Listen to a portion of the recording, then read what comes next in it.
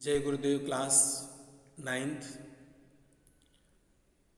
4 stanza तक हम पढ़ा चुके थे पिछले वीडियो में। आज चलते हैं 5वें स्टेंजा की तरफ। जब गधों को मार करके हीरा और मोती बाहर कर देते हैं और दोनों पास सो रहे होते हैं जेल में, उसी समय मुंशी और चौकीदार पहुंचते हैं, मोती को खूब मारते हैं और उसे मोटी रस्सी से बांध देते हैं। उसके आगे 1 सप्ताह तक दोनों मित्र वहां बंधे पड़े रहे। किसी ने चारे का एक तिण भी न डाला। हाँ, एक बार पानी पिला दिया जाता था, यही उनका आधार था। देखिए, सरकारी जेल में जानवर बंद हैं, कांजी हाउस में, और उनको नीलाम करने के लिए बेचा जा रहा है। चारा एक तिड़ भी नहीं दिया गया। गया के यहाँ कम से कम सूखा भूसा खाते थे और यहाँ फिर जीवित रहें, एक बार पानी पिला दिया जाता था बस। और खाना न मिलने से दोनों बैल एकदम कमजोर हो गए थे। उनके पास शक्ति भी नहीं रह गई थी कि चला जाए। दोनों इतने दुर्बल हो गए थे, उठा तक न जाता था। ठठरियां निकल आई थी, अर्थात सिर्फ हड्डियों का ढांचा बना हुआ था। एक दिन बाड़े के सामने डुग्गी बजने लगी और दोपहर होते होते वहां 50-60 आदमी जमा हो गए। अर्थात बैलों को अब नीलाम किया जाना था, इसलिए डुग्गी बजाई जाने लगी। 2 बैल नीलाम होने वाले हैं, कौन इनको खरीदेगा। तब दोनों मित्र निकाले गए और उनकी देखभाल होने लगी। लोग आकर उनकी सूरत देखते और मन फीका करके चले जाते। ऐसे मृतक बैलों का कौन खरीदार होगा। इस तरह बैलों को देख करके जब एकदम कमजोर देखे तो सभी चले जाते थे, कोई वहां रुका नहीं। सहसा एक दड़ियल आदमी, जिसकी आंखें लाल थी और मुद्रा अत्यंत कठोर, अर्थात कसाई, जो जानवरों को छुरी से मारता है, उसका चेहरा भी उसी तरह से हो जाता है, आया और दोनों मित्रों के कूल्हों में उंगली गोद कर मुंशी से बातें करने लगा। उनके पेट में कुल्ही में उंगली डुबोया, दसाया कि ताकत है कि नहीं, यह पहचानने के लिए, और लेन देन के चक्कर में सरकारी मुंशी से बात करने लगा। उसका चेहरा देखकर अंतर्ज्ञान से दोनों मित्र दिल से कांप उठे। यह कौन है, उन्हें क्या टटोल रहा है, इस विषय में उन्हें कोई संदेश न हुआ। दोनों ने एक दूसरे को भीत नेत्रों से देखा और सिर झुका दिया। अर्थात ये कौन इतना खूंखार दिख रहा है और इस तरह चौंक करके हमको देखना चाहता है। डर के मारे दोनों अपना आंख नीचे झुका लिए, जमीन पर देखने लगे। हीरा ने कहा, गया के यहां से नाहक भागे, अब जान न बचेगी। हीरा की पुकार है। गया के यहाँ से सूखा भूसा मिलता था, अनायास वहां के यहाँ भागे, अब लगा रहा है कि इस कसाई से जान नहीं बचेगी। इसके उत्तर में मोती क्या कहता है। मोती ने अश्रद्धा के भाव से उत्तर दिया। आस्था नहीं थी तब भी उत्तर दिया। कैसे? भगवान सबके ऊपर दया करते हैं, उन्हें हमारे ऊपर दया क्यों नहीं आती। जब विपत्ति में आदमी पड़ता है तब भगवान का सहारा लेता है। यहां ताकत मोती के पास बहुत थी, लेकिन आज उसको भी भगवान याद दिलाई दे रहा है। कह रहा है, भगवान हमारी मदद क्यों नहीं करता। भगवान के लिए हमारा मरना जीना दोनों बराबर है। चलो अच्छा ही है, कुछ दिन उसके पास तो रहेंगे। एक बार भगवान ने उस लड़की के रूप में हमें बचाया था, क्या अब न बचाएंगे। इस तरह उनको पुरानी याद आ रही है कि जैसे नाक में नथेल लगने वाली थी तब लड़की ने छोड़ दिया था, आज इसके यहाँ कसाई के चलते हैं, देखते हैं कौन वहां मददगार मिलता है। यह दोनों आपस में विचार कर रहे हैं।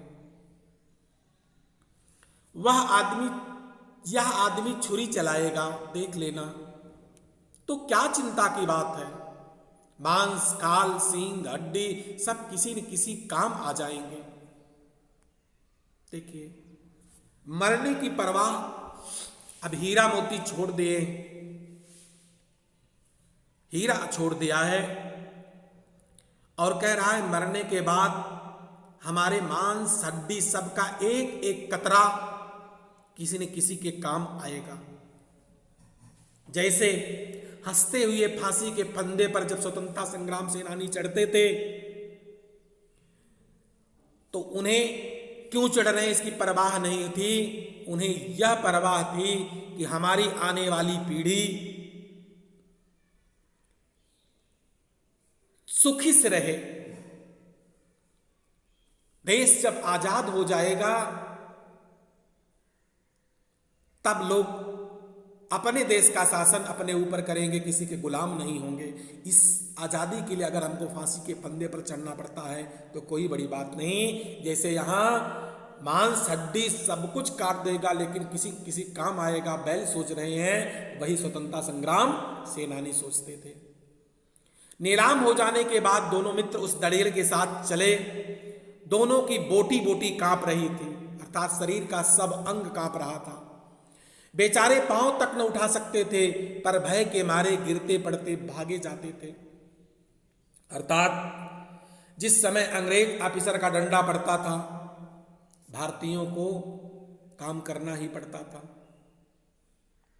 उस तरह बैल जब उस कसाई रूपी अंग्रेज के पास पड़ गए हैं, चल नहीं सकते, लेकिन जब डंडा पड़ रहा है तो भागना पड़ रहा है, क्योंकि वह जरा से भी चाल धीमी हो जाने पर जोर से डंडा जमा देता था। राह में गाय बैलों का एक रेवण हरे भरे घास में चरता नजर आया। सभी जानवर प्रसन्न थे, चिकने चपल, कोई उछलता था, कोई आनंद से बैठा पागुर करता था। कितना सुखी जीवन था इनका, पर कितने स्वार्थी हैं सब, किसी की चिंता नहीं। उनके दो भाई बधिक के हाथ पड़े कैसे दुखी हैं। देखिए, उसी तरह जब क्रांतिकारियों को पकड़ करके ले आया जाता था गांव से या शहर से, तो पूरी पब्लिक देखती रहती थी, लेकिन जनता उनके साथ खड़ी नहीं होती थी। हाँ, इनको क्रांतिकारी हैं, छोड़ दिया जाए।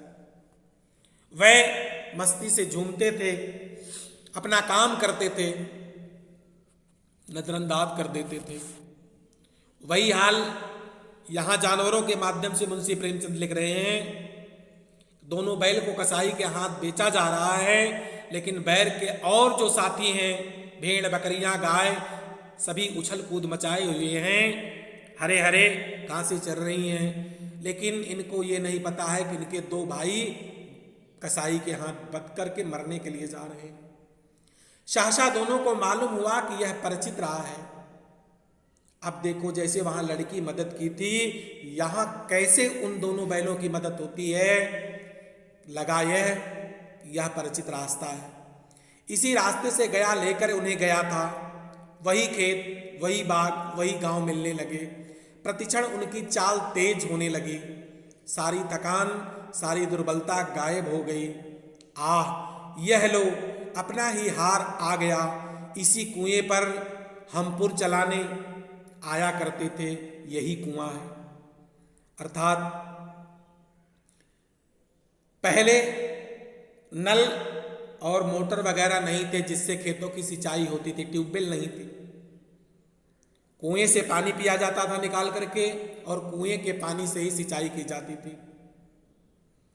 बैल रहट के रूप में या पुर के रूप में खेतों की सिंचाई करते थे।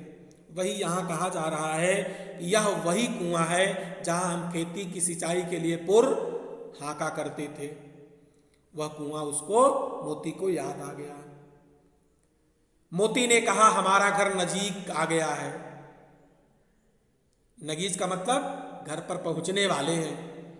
हीरा बोला भगवान की दया है, मैं तो अब घर भागता हूं, यह जाने देगा इसे मैं मार गिराता हूं। नहीं नहीं, दौड़ कर थान पर चलो, वहां से हम आगे न जाएंगे। मोती कह रहा है कि दौड़ चलो, भागते हैं यहां से और जाकर के दोनों विचार करते हैं कि थान पर खड़े हो जाएंगे और वहां से एक कदम भी आगे नहीं हटाएंगे। दोनों उन्मत्त होकर बचनों की भात कुरेले करते हुए घर की ओर भागे। वह हमारा थान है। दोनों दौड़कर अपने थान पर गए और खड़े हो गए। दड़ियल भी पीछे पीछे दौड़ा चला आता था। झूरी द्वार पर बैठा धूप खा रहा था। बैलों को देखते ही दौड़ा और उन्हें बारी बारी से गले लगाने लगा। जैसे बहुत दिन के बिछड़े हुए पिता पुत्र मिल रहे हों, उसी तरह से उन बछड़ों का मालिक झूरी दोनों बैलों से गले मिल रहा है, बहुत दिनों का जो बिछड़ा था। एक झूरी का हाथ चाट रहा था। दड़ियल ने जाकर बैलों की रस्सियां पकड़ ली। झूरी ने कहा बैल मेरे हैं। तुम्हारे बैल कैसे? मैं मवेशी खाने से नीलाम किए लाता हूं। झूरी कह रहा है मैं तो समझा कि तुम चोरी करके ला रहे हो। चुपके से चले जाओ यहां से, बैल मेरे हैं। मैं बेचूंगा तो बिकेंगे, किसी को मेरे बैल नीलाम करने का क्या अख्तियार है? जाकर थाने में रपट कर दूंगा, मेरे बैल हैं, इसका सबूत यह है कि मेरे द्वार पर खड़े हैं। देखो तर्क देता है झूरी कि ये मेरे बैल इसलिए है कि मेरे द्वार पर खड़े हैं, और वह थाने में रपट लिखाने की कोशिश करता है। इसकी चिंता नहीं है उसको। और दड़ियल झल्लाकर बैलों को जबरदस्ती पकड़ ले जाने के लिए बढ़ा। उसी वक्त मोती ने सींग चलाया। अब मोती भी गुस्सा हो गया था और दड़ियल को मार रहा है। दड़ियल पीछे हटा, मोती ने पीछा किया, दड़ियल भागा। मोती पीछे दौड़ा।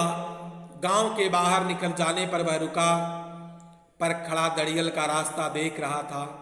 दड़ियल दूर खड़ा धमकियां दे रहा था, गालियां दे रहा था, पत्थर फेंक रहा था, और मोती विजयी सूर की भांति उसका रास्ता रोके खड़ा था। गांव के लोग यह तमाशा देखते थे और हंसते थे।